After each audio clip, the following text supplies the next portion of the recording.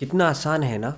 अपना mobile phone उठाओ, YouTube के ऐप पे क्लिक करो, अपना फेवरेट सॉन्ग टाइप करो, क्लिक बूम, आपकी स्क्रीन पे आपके फेवरेट सॉन्ग के कई वर्जन्स अवेलेबल होंगे, जो चाहे सुन लो। आज से कई साल पहले क्या ये सब कुछ इतना आसान था? नहीं। चलें आपको हिस्ट्री में लेके चलते हैं।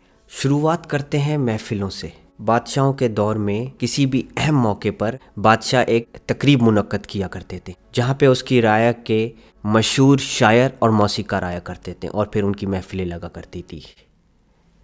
रक्कासायाँ भी आया करती थी।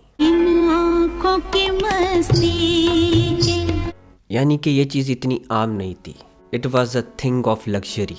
फास्ट फॉरवर्ड 1890 में रेडियो इन्वेंट हुआ, मगर वो कमर्शियल नहीं हुआ 1900 तक। फिर भी उसको आते आते आते आते काफ़ी वक्त लग गया और फिर रेडियो चैनल स्टार्ट हुए जहाँ पे गाने लगा करते थे। लेकिन उसी के बीचों बीच 1877 में फोनोग्राफ इन्वेंट हुआ। फोनोग्राफ एक डिवाइस थी जो कि मैनुअली चलती थी, जिसमें गाना प्ले होता था। फिर 1925 में इलेक्ट्रिक रिकॉर्ड प्लेयर इन्वेंट हुआ। इलेक्ट्रिक रिकॉर्ड प्लेयर फोनोग्राफ का एक लेटेस्ट वर्जन था जो कि इलेक्ट्रॉनिकली चलता था, यानी कि आपको मैनुअली चलाने की ज़रूरत नहीं है।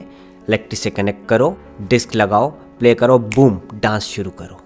और फिर 1928 में टेप रिकॉर्डर इन्वेंट हुआ। टेप रिकॉर्डर में सिर्फ आप रिकॉर्ड करके कोई भी वॉइस कभी भी किसी वक्त भी सुन सकते थे। फिर 1964 में कैसेट्स इन्वेंट हुई। टेप रिकॉर्डर में कोई भी चीज़ रिकॉर्ड करके कभी भी सुनी जा सकती थी, लेकिन उसके लिए ज़रूरी नहीं है हर रिकॉर्डिंग के लिए आपको एक डिफरेंट टेप रिकॉर्डर चाहिए हो। एक ही टेप रिकॉर्डर में कई किस्म की कैसेट्स लग के आप लोग कई किस्म की रिकॉर्डिंग कर सकते थे और अपने पास मटेरियल जमा कर सकते थे। मतलब कि अब आप आज़ाद थे, चाहे कितना भी स्टॉक अपने पास रखो। फिर 1976 में इन्वेंट हुई सीडीज़। टेप रिकॉर्डर में जहाँ पे कैसेट्स लगा करती थी, उन्हीं में सीडीज़ का भी ऑप्शन दिया। तो चाहे आप सीडी यूज़ करें, चाहे आप कैसेट्स यूज़ करें। सीडीज़ दो लिहाज से बेहतर थी कैसेट से।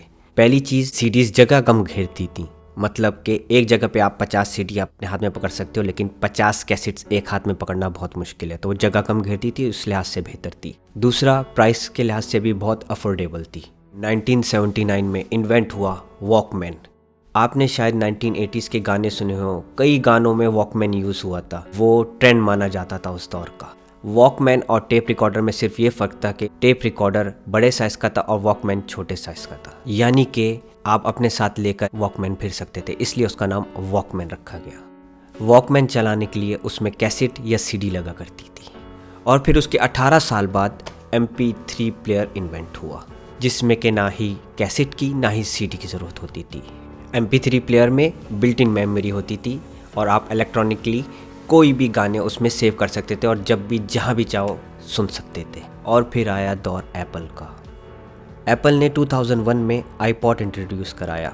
ये MP3 प्लेयर था जिसकी कैपेसिटी 5 GB थी, जो कि कई गाने स्टोर कर सकती थी, और उसका साइज़ इतना छोटा था कि आप जेब में रख के कहीं भी घूम सकते थे।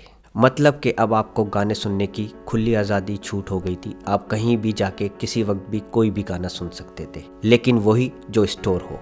और फिर करते करते YouTube आया 2006 में। जो गाना सुने, सिर्फ टाइप करें, क्लिक करें, बूम, एंजॉय। तो दोस्तों, ये था आज का topic, the evolution of music player. नाजरीन, क्या आपको पता है कि इंसान और चिंपैंजी के जिस्म में जो बालों की क्वांटिटी है वो एग्जैक्टली सेम है, लेकिन क्या वजह है कि चिंपैंजी को देख के ऐसा लगता है कि उसके पूरे जिस्म पे बाल हैं, जबकि इंसान को नहीं। और इसी टॉपिक के साथ हाजिर होऊंगा मैं नई वीडियो में, some interesting facts about human body. अल्लाह हाफिज़।